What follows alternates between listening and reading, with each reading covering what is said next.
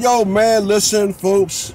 We done went and dug him up, man. He over here in the restaurant harassing the young girls, the waitresses, man. Somebody said, sir, are you leaving out? Yeah, take this old man with you. What's up, Chad? What you doing bobbing the girls in the IHOP for, man? Listen, man. First of all, I'm going to let y'all know that Leon Muhammad, sports producer, Hall of Famer, from 24th and Ridge in North Philadelphia. Listen, I got a new company called ProSafe. With my partner, Al Raheem. We got the gloves and all, and he going for Earl Spence. We got the gloves, the hand wraps, and all, and we can customize your stuff with your own logo. Listen, see, the chuckster always saying that I'm bothering a young girl. I can't do nothing with them. All I do is bother them and mess with them. But I'm old. I'm gonna be 80 in a couple of weeks by Lord's grace. You know, as the representative of ProSafe. What's your birthday, sir? June 18, 1943. It all started in Birmingham, Alabama, by the way of 24th and Ridge in North Philadelphia. Yeah. So what's up, man? What's up, man? What's the story, man? What we talking about, man? Come on, man. Well, we're gonna stop in Dallas, Texas. You mean the home of the world welterweight champion, the man that holds what is it, 4 belts, Earl, the 3 belts. Spence. Well, if you say he's the truth, I don't know what he is.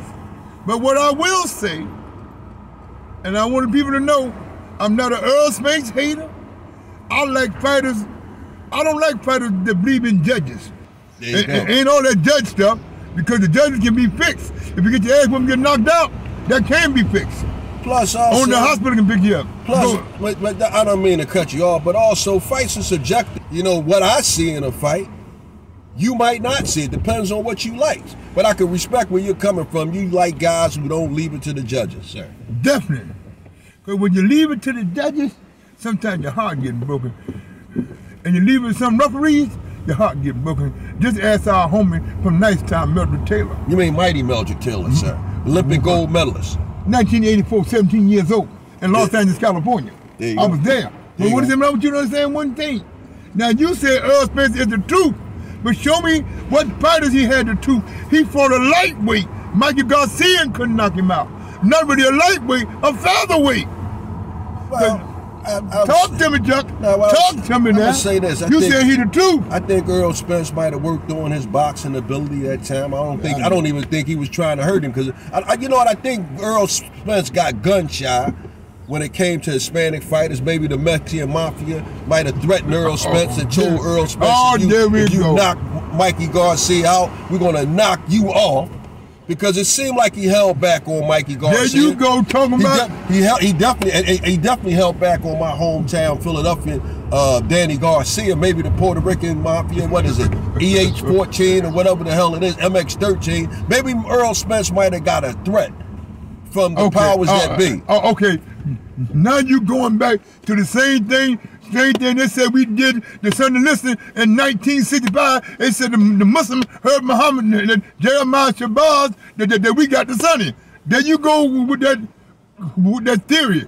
What is wrong with you, bro? Well, no, sir. I mean, the man just not a great fighter. He's a good guy and he's a good father. Earl Spence, the guy that you said you called me a barbarian, a top-ranked lapdog. Say what you wanna. I got respect for you because you're a good father. I think you're the worst fighter in history, but I know damn well you're a good father, because I got some people down there that live in your neighborhood.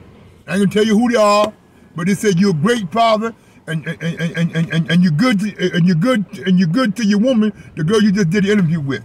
Bro, I know more about you than you about yourself. But my man Chester from down my end, he's saying you the truth.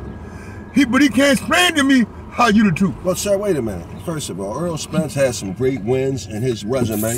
The guy from over there in England, I can't think of his name, but Earl knocked his damn head off to win the world title. Kell Brooks. Kell Brooks, there he is. Kell Brooks won the title when Sean Showtime bought him. No, I understand what you're saying, but you're talking about who did Earl Spence beat. He beat Kell Brooks. He beat Sean Porter. He beat Danny Garcia. He beat this last fella, what is his name? Ugas.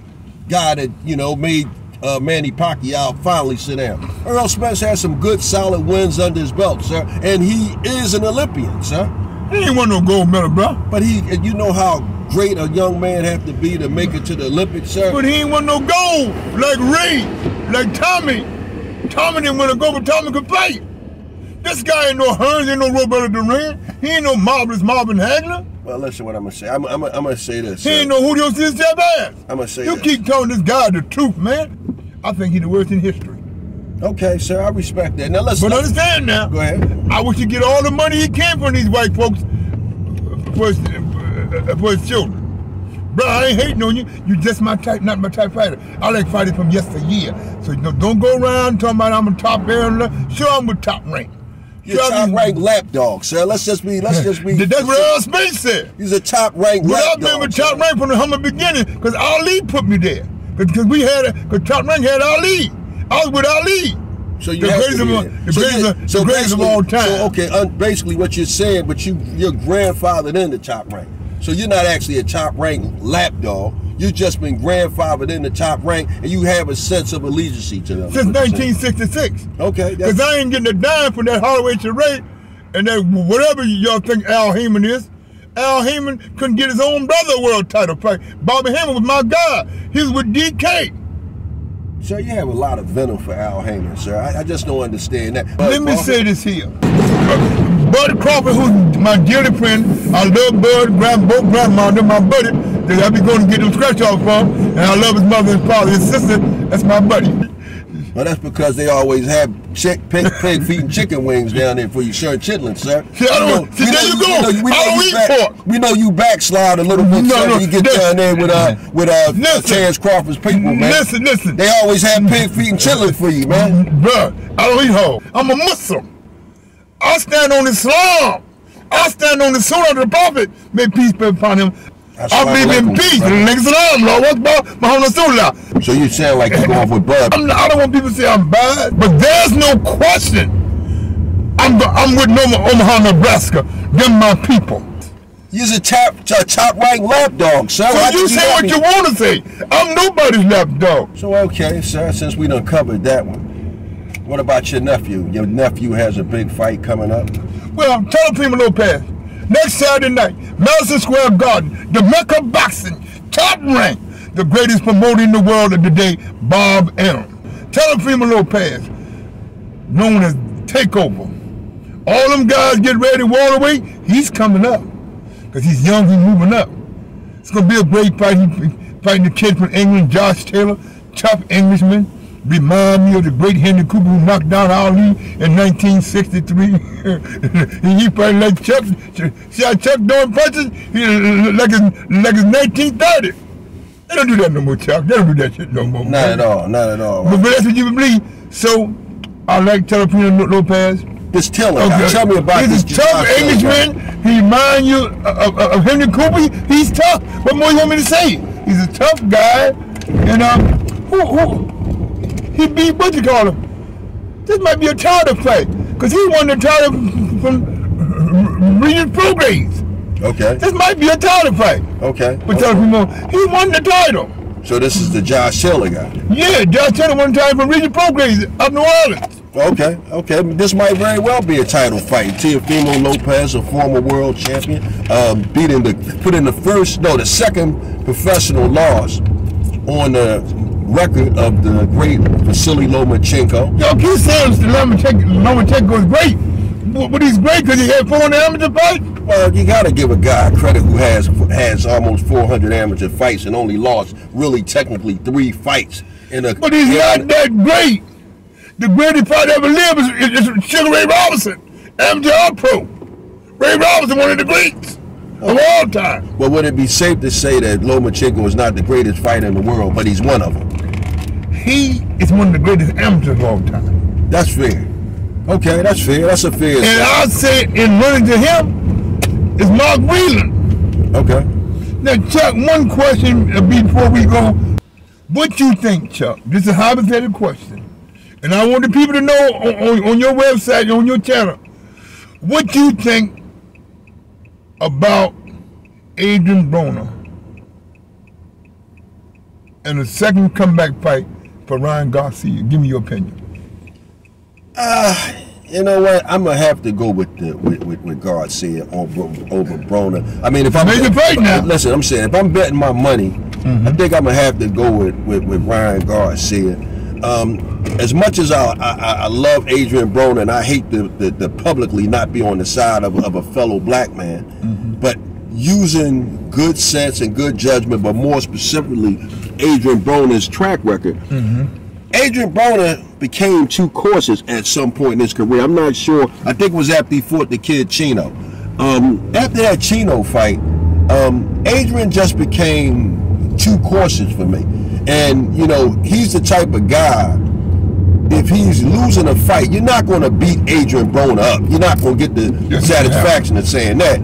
But Adrian he won't fight. And if he goes in there with Garcia, and Garcia throws some smoke down there, and something goes whistling past Adrian's chin, and he feels a threat that this kid could knock him out, Adrian Broner, but he'll go back to revert to being 2 courses, and he'll just lose the fight through inactivity. That's my opinion on that. Now, another question. We all know he was the master DK. He was done. But let me ask you a question.